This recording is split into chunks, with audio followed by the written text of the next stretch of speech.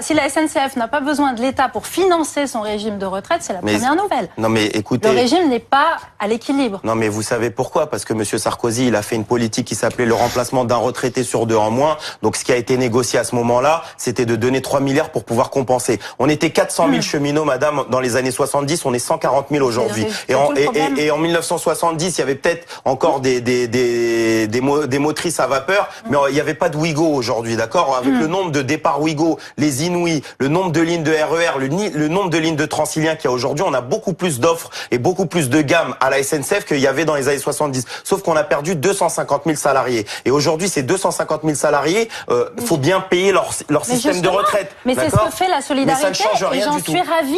C'est notre devoir. Aujourd'hui, par exemple, quand vous prenez le système de retraite des mines, il y a à peu près 1000 cotisants au système de retraite pour 250 000 retraités. Et heureusement que l'État et la solidarité sont là pour payer les retraites de ces gens-là. Donc c'est ce que nous souhaitons dans un régime universel, c'est justement d'avoir un seul pot pour l'ensemble des citoyens, pour que justement la solidarité puisse jouer à plein envers chacun, envers chaque personne qui cotise. C'est ça que nous souhaitons, et c'est assurer la pérennité de notre système pour les 100 ans à venir. Nous ne voyons pas à horizon 3 ans, 5 ans, 10 ans. Je ne crois pas. Vous êtes tombé dans un piège. Je vais vous expliquer pourquoi, et j'attendais le coup des 3 milliards.